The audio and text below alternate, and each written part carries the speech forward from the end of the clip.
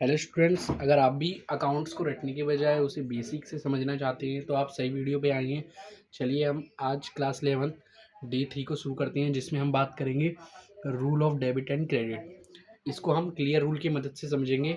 Clear rule क्या होता है? ये एक अकाउंटिंग को समझने का सबसे बेहतरीन बेहतरीन रूल है। यानी कि अगर आपने इस क्लियर रूल को समझ लिया तो आपने लगभग 80% अकाउंट को समझ लिया है।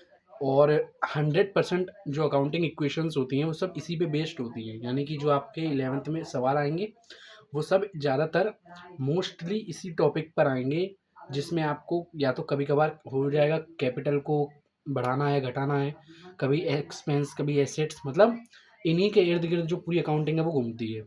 हमें क्या करना है? हमें सिर्फ इसके बेसिक को समझना है कि ये कब घटें कब बढ़ें, क्योंकि बहुत सारे स्टूडेंट्स होते हैं उनको ये सब चीज़ समझने में दिक्कत आती है। चलिए हम 5 मिनट की वीडियो में इसे जल्दी से कवर कर लेते हैं। सबसे पहले हम इसे दो भाग में बांटते हैं। एक होता है कैपिटल, लायबिलिटी और रेवेन्यू।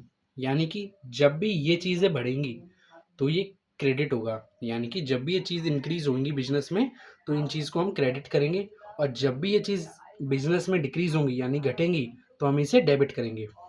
मान लीजिए अगर किसी मालिक ने पैसा लगाया बिजनेस में, यानी कि हमारा कैपिटल क्या हुआ? कैपिटल बढ़ा, तो कैपिटल क्या करेंगे? हम क्रेडिट कर देंगे।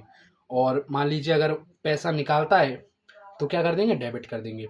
ऐसे ही जो दूसरा पार्ट है क्लियर रूल का, इसमें आता है एक्सपेंस एंड एसेट्स। ये क्या होता है? ये होता है यानी कि एक्सपेंस जो छोटे मोटे खर्चे होती हैं बिजनेस डेली रन के लिए, जो हमें छोटा मोटा खर्चा चाहिए होता है उसमें हम जो करते हैं वो खर्चा, वो एक्सपेंस कहलाता है। और जो भी संपत्ति बिजनेस परचेज करता है फ्यूचर में प्रॉफिट कमाने के लिए, वो चीज़ होती है एसेट्स। तो जब भी ये चीज़ यानी एक्सपेंस और एसेट्स जब भी हमारा इंक्रीज होगा तो इसे हम डेबिट करेंगे, और जब भी डिक्रीज होगा तो इसे हम क्रेडिट करेंगे। मान लीजिए जैसे यहाँ पे लिखा है सोल्ड गुड्स फॉर कैश 50,000। मान लीजिए हमने 50,000 का कोई सामान बेचा नगद यानी कि कैश में, हमें उसका कैश मिला। तो कैश क्या होगा? बिजनेस में कैश इंक्रीज होगा, और कैश इंक्रीज होगा यानी कि कैश क्या है? एसेट्स। एसेट हमारा इंक्रीज हुआ तो हम क्या करेंगे? एसेट्स को हम डेबिट कर देंगे। जैसे कि हम यानी कि तो हम क्या करेंगे? कैश को कर देंगे हम डेबिट,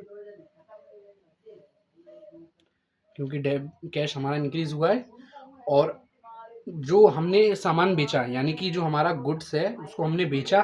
कोई भी हम सामान बेचते हैं तो हमें उस पर क्या होता है? जाहिर सी बात है हमें उस पर मुनाफा होता है। मुनाफा किस में आता है? रेवेन्यू में। तो यानी सेल करा हमने, तो सेल से हमारा मान लीजिए प्रॉफिट बढ़ा यानी रेवेन्यू बढ़ी। तो रेवेन्यू बढ़ती है जब हमारी, तो हम उसे क्या करते हैं? क्रेडिट करती हैं। तो इसकी जो अकाउंटिंग इक्वेशन बनेगी वो कैसे बनेगी? Cash account debit to sale account. बहुत ही बेहतरीन सवाल लेके आया हूँ आपके लिए। आप लोग बस तुरंत 5 मिनट के अंदर इस वीडियो में आप इस रूल को ऐसे समझ गए कि आपको अब ये रूल दोबारा पढ़ने का भी जरूरत नहीं है। आइए सेकंड एग्जांपल देख लेते हैं। पे रेंट, यानी कि मान लीजिए मैंने रेंट दिया। जाहिर सी बात है मैं अगर रेंट दूंगा तो मैं उसको कैश में दूंगा, यानी कि मेरी जेब से क्या जाएगा? मेरी जेब से कैश गया। कैश यानी एसेट्स। हमारा एसेट्स गया यानी घटा। घटेगा तो क्या होगा? क्रेडिट होगा। यानी कि हमारा जो कैश है वो घटेगा, तो उसे हम क्रेडिट कर देंगे। हमने क्या पे किया? रेंट। रेंट क्या है? रेंट हमारी लाइबिलिटी है। लाइबिलिटी है, जाहिर सी बात है, मतलब सॉरी, हाँ, लाइबिलिटी हमारी कम हुई। यानी कि जब भी लाइबिलिटी कम होगी तो हम उसे क्या करेंगे? डेबिट करेंगे।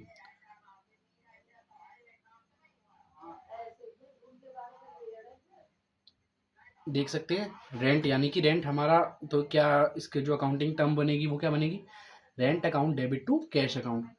तो आप लोग देख सकते हैं हमने कितने बेहतरीन तरीके से तुरंत समझ लिया है। चलिए हम ऐसी आशा है आप लोग को वीडियो पसंद आया होगा। एक होमवर्क के लिए क्वेश्चन नोट करिए। यदि मान लीजिए हम बैंक से लोन लेते हैं 50,000 का, तो वो लाइबिलिटी पे क्या फ़र्क डालेगा? उससे हमारी लाइबिलिटी बढ़ेगी या घटेगी? सवाल है ये। अगर इंक्रीज होगी तो क्रेडिट, और डिक्रीज होगी तो डेबिट लिख देना कमेंट बॉक्स में। धन्यवाद। अगर आप लोग को वीडियो पसंद आया, चलिए मिलते हैं डे 4 पे एक और बेहतरीन टॉपिक के साथ जिसे हम कवर करेंगे। धन्यवाद।